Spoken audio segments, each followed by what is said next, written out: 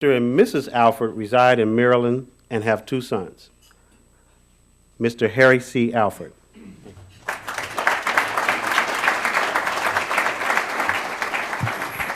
Thank you, Mark. Can you hear me?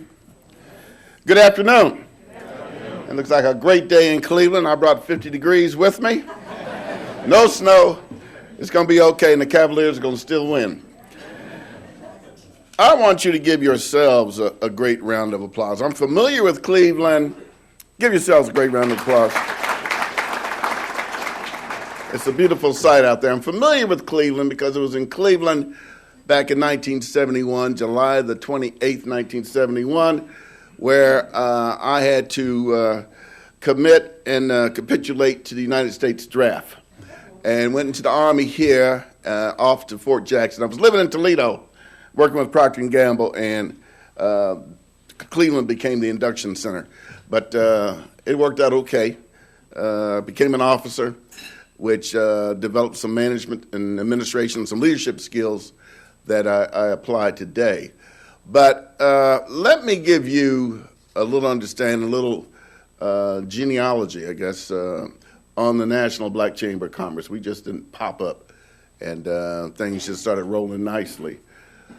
That the concept of a National Black Chamber of Commerce, a native of Cleveland, Howard Taft, came up with the concept of the U.S. Chamber of Commerce.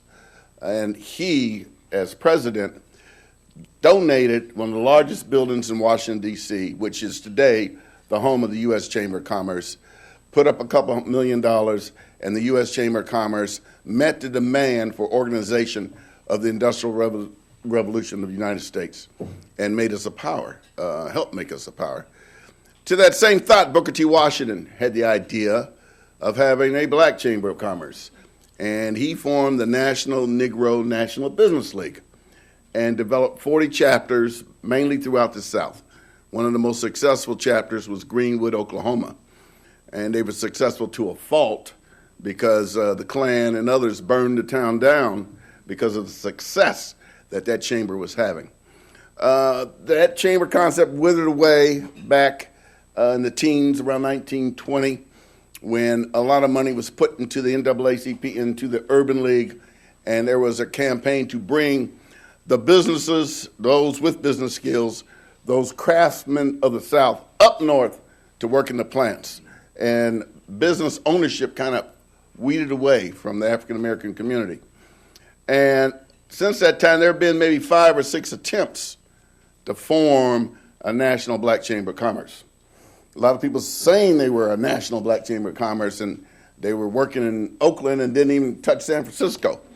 You know, and so I got this concept after I worked with Procter & Gamble, Johnson & Johnson, Sara Lee Corporation. I had some corporate skills, but I had a love for entrepreneurship. And my wife and I moved to my wife's hometown of Indianapolis, Indiana, back in '83. And was doing okay, making a little money here and there, had some video stores going, some real estate development. And my wife's girlfriends convinced her to get into this political campaign. And we were totally political novices. But this young guy named Evan Bayh was running for governor of Indiana, and they wanted her to work with them to work the campaign. And one of the campaign pledges of Governor Bayh, soon to be Governor Bayh, was that the state of Indiana was doing less than 5%, doing less than 2% with minority firms on the state contracting. And he was going to get that up to 5% in his first term. So he won the election, and little did we know that after you win the election, all the workers sit down and cut up the jobs. And they were having a strategy session, and my next door neighbor became director of personnel for the state. And my wife was on the transition team, and this job of deputy commissioner for minority business development was up for renewal. It's a political position, and they couldn't find anybody to fit the job description. And my neighbor told my wife, "That's your husband, girl, that's your husband." You know, that's what he can do. And basically that job was to teach minority businesses how to do business with the state, how to market their skills, and show them where the opportunity was. And they asked me to apply for the job. And there was a lady named Carolyn Mosby from Gary, Indiana, state senator, who wrote the legislation for that job. And she said, if you take this job, I will watch your back. I pledged to that. And that convinced me that maybe I could do some politics. And I met the governor, and he says, you get me at 5% in 4 years. I said, I'll get you 5% in the first year. And he kind of chuckled. So went to the job, went over the books, learned how to do business with the state myself, learned the apparatus, learned where all the procurement agencies were. Many were out in these prisons and state hospitals and places. There were things like you could do a phone quote and you can call 3 particular businesses. So if you do that phone quote and call 3 minority businesses, guess what? You're going to have some minority business winning, right? So professional services wasn't a low bid situation. You gave it to whoever you wanted to give it to. This is why attorneys and doctors and such spend money on campaign contributions, because they're anointed with these contracts. So I looked at all this and I said, Governor, I need a letter from you to every agency head endorsing my position and telling them to work with my office.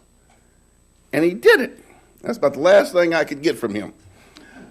But with that, I went to every agency head, had an appointment, presented the letter, showed my credentials, showed the authority, and said I will be reporting on your progress quarterly to the governor and to the Legislative Black Caucus and to the whole legislature on what you're doing.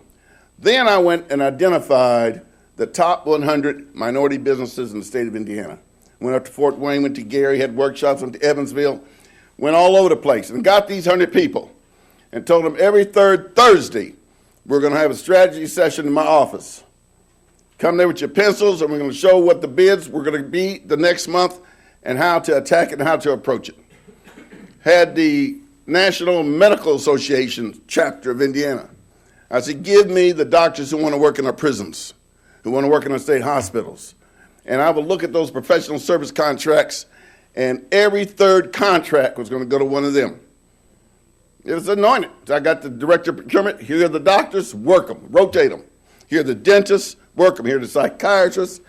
It was beautiful. Here are the accountants. Here are the attorneys. There wasn't one attorney in the state of Indiana that was in the red book. Being in the red book means that you could underwrite bonds. You could work the bond market, which is given away for the football stadiums, for the schools and such. Lucrative contracts, money up front. We got 3 of the major law firms to mentor 3 black law firms.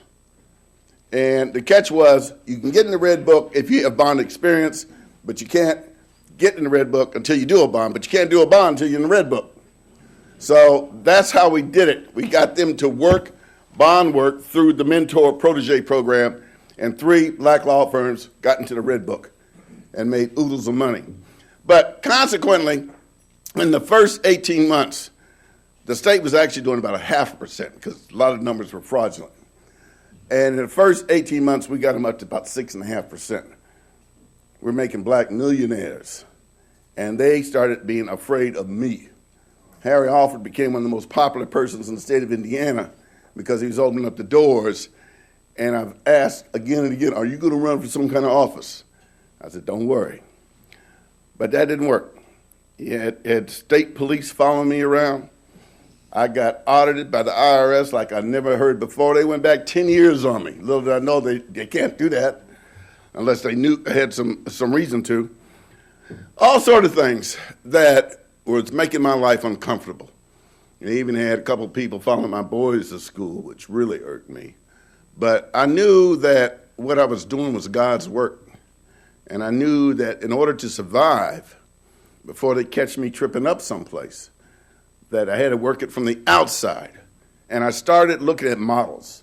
I went to Chicago. I went to Cleveland. I went to other cities to see what was going on. And the only thing that was really happening was this group called the U.S. Hispanic Chamber of Commerce. At the time, Indianapolis had 2,000 Hispanics living in the city of almost 1 million people. They had 25 businesses.